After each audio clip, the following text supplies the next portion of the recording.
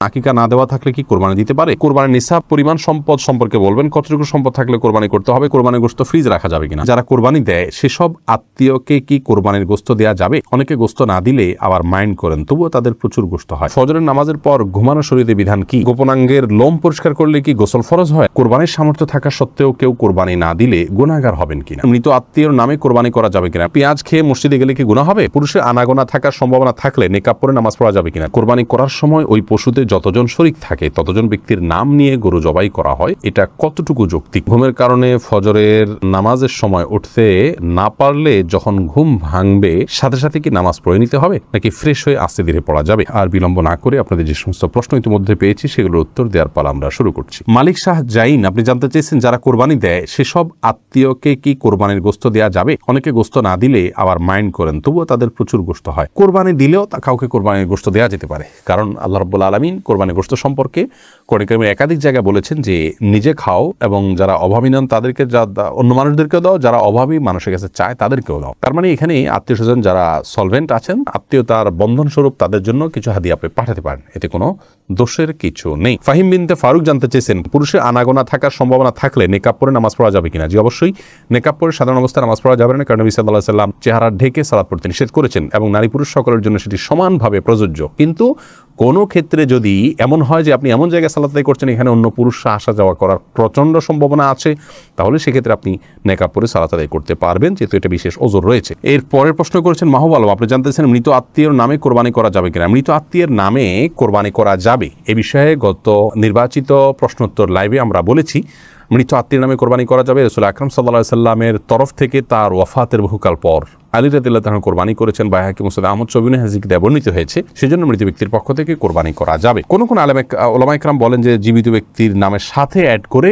এটা করতে হবে, যদিও জমহুরগণ সাধারণভাবেই মৃত ব্যক্তির তরফ থেকে আলাদা কোরবানি করার পক্ষে মত দিয়েছেন, জায়েজ আছে। এরপরে নাফি চৌধুরী, আপনি জানতে চেয়েছেন সালাতুত তাসবিহ নামাজ জীবনে একবার হলেও পড়তে হবে, এই কথা সত্যতা জানতে চাই। এ বিষয়ে একটি হাদিস পাওয়া যায়, নবী করিম সাল্লাল্লাহু আলাইহি ওয়াসাল্লাম তার চাচা আব্বাস রাদিয়াল্লাহু তাআলাকে শিক্ষা দিয়েছেন, এই হাদিসটি পাওয়া যায় এবং এই হাদিসের উপর ভিত্তি করে এবং আরো কয়েকটি হাদিসকে সামনে রেখে মুহাদ্দিসদের অনেকেই, ফুকাহায়ে কেরামের অনেকেই সালাত পড়াটাকে মুস্তাহাব বলেছেন, যদিও এই হাদিস সনদের দিক থেকে আপনার বিশুদ্ধতার মানদণ্ডে উত্তীর্ণ নয়। অনেক মুহাদ্দিসিন কেরামের গবেষণা অনুপাতে সেই জায়গা থেকে সমস্ত মুহাদ্দিসিন কেরাম বলেন যে না, এটি আপনার জীবনে একবার পড়তে হবে এমন কোনো কথা নেই। জেরিন, আপনি জানতে চেয়েছেন সূরা মুলক ও 100 আয়াত ঘুমানোর আগেই পড়তে হবে, মাগরিবের পরে বা এশার ওয়াক্ত হওয়ার কিছুক্ষণ আগে পড়লে হবে না?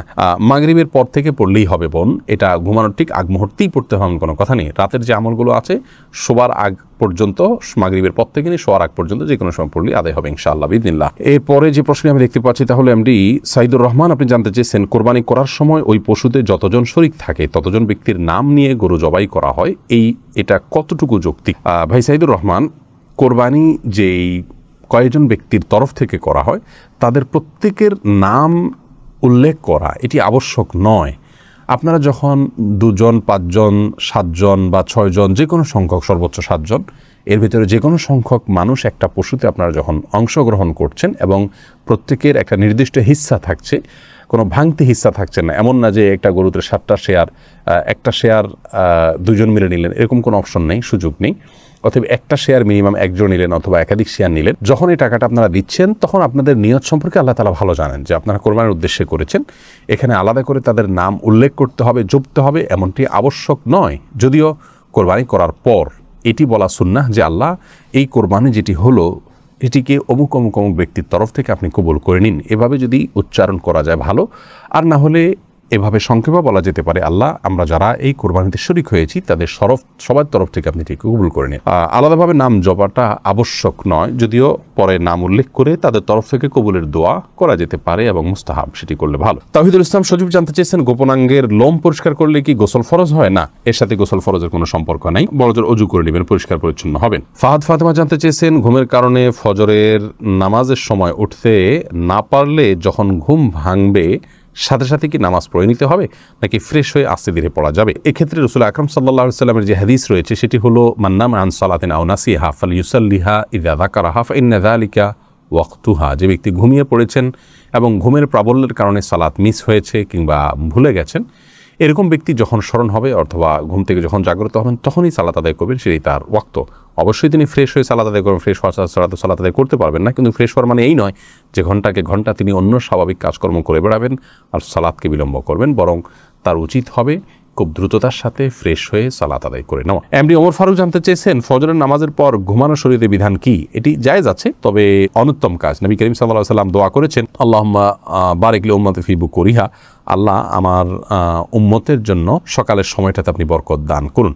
অতএব সকালের সময়টাতে না ঘুমানো উচিত বা উত্তম। কেউ অসুস্থ থাকলে ভিন্ন কথা, বৃদ্ধ হলে ভিন্ন কথা। তবে যদি কেউ ঘুমান, তিনি কোনো বড় গুনাহ করেছেন, অপরাধ করেছেন, এই লেভেলের সমস্যা নয়, অনুত্তম আর উত্তমের বিষয়টি এতটুকু। তাছাড়া নবী সাল্লাল্লাহু আলাইহি ওয়াসাল্লাম সকালে ঘুমাতেন না কখনো, সেজন্য এটি সুন্নতের খেলাফ। এমডি সোহেল জানতে চেয়েছেন, কোরবানির গোশত ফ্রিজে রাখা যাবে কিনা? হ্যাঁ, কোরবানির গোশত ফ্রিজে রাখতে পারেন, কোনো অসুবিধা নেই। তবে ফ্রিজে রাখার উদ্দেশ্যেই যেন কোরবানি না হয়। কোরবানি করার পর গোশত থাকলো, থেকে গেল, সেগুলো রেখে দিলেন ফ্রিজে, অসুবিধা নেই। ইসমাইল দেওয়ান জানতে চেয়েছেন, পেঁয়াজ খেয়ে মসজিদে গেলে কি গুনাহ হবে? পেঁয়াজ বলতে কাঁচা পেঁয়াজ যদি খান, কাঁচা পেঁয়াজ খেয়ে সেই অবস্থায় মসজিদে যাওয়া নিষেধ, হাদিসে স্পষ্ট নিষেধ আছে। তার কারণ হলো মসজিদে ফেরেশতা থাকে, অন্য মানুষরা আছেন। কাঁচা পেঁয়াজ খেলে মুখে দুর্গন্ধ হয়, সেই দুর্গন্ধ নিয়ে মসজিদে গেলে আশপাশের লোকদের কষ্ট হবে, ফেরেশতাদের কষ্ট হবে, সেজন্য হাদিসে নিষেধ আছে। অতএব কাঁচা পেঁয়াজকেও খাওয়ার পর ভালো করে মুখের দুর্গন্ধ দূর করে, সেটি অন্য কিছু খেয়ে হোক, ব্রাশ, মেসওয়াক ইত্যাদি হোক, যেভাবে হোক, অন্য কোনো উপায়ে মুখের দুর্গন্ধ দূর করে তারপর তিনি মসজিদে যাবেন। এমডি জাহিদুল ইসলাম জানতে চেয়েছেন, আকিকা না দেওয়া থাকলে কি কোরবানি দিতে পারে? আকিকার সাথে কোরবানি কোনো সম্পর্ক নেই, দুটো সম্পূর্ণ দুই ধরনের ইবাদত। আকিকা না থাকলেও কোরবানি দিতে পারেন, আকিকা না দিলেও কোরবানি দিতে পারেন। এরপরে নাইমুল হক আজাদ জানতে চেয়েছেন, কোরবানির নিসাব পরিমাণ সম্পদ সম্পর্কে বলবেন, কতটুকু সম্পদ থাকলে কোরবানি করতে হবে? কোরবানির নিসাব হলো যাকাতের নিসাব। একজন মানুষের কাছে 595 গ্রাম রূপা বা তার সমমূল্য যদি থাকে, তাহলে তার উপরে কোরবানি বর্তাবে, এবং সেই নিসাবটি হলো বর্তমান বাজার মূল্য হিসাব করলে আপনার 595 গ্রাম রূপার যে মূল্য আছে সেটি হয়তো 40 বা 50 হাজার টাকা বা তার কাছাকাছি ফিগারে থাকবে। অতএব আপনি কোরবানির নিসাব, যেটা যাকাতের নিসাব, সেটিকেই ধরে নেবেন। যদিও এর আগে আমরা শুরুতেই বলেছি যে কোরবানি যে ব্যক্তি করার সামর্থ্য রাখেন তার উপরে কোরবানিটি বর্তায়, এর জন্য নিসাব কোনো আবশ্যক নয়, এমনটি মত দিয়েছেন সৌদি আরব ওলামা ইকরাম এবং অন্যান্য মাযহাবে।